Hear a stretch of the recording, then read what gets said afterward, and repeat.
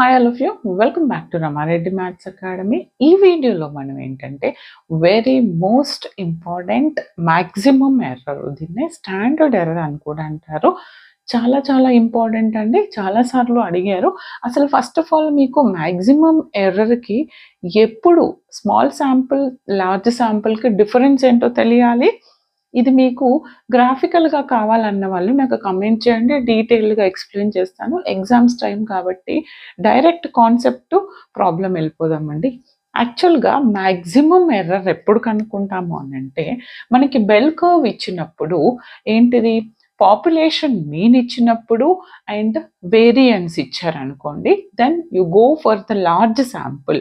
అంటే ఏంటిది, n value అనేది గ్రేటర్ దెన్ 30 ఉన్నప్పుడు and population mean and variance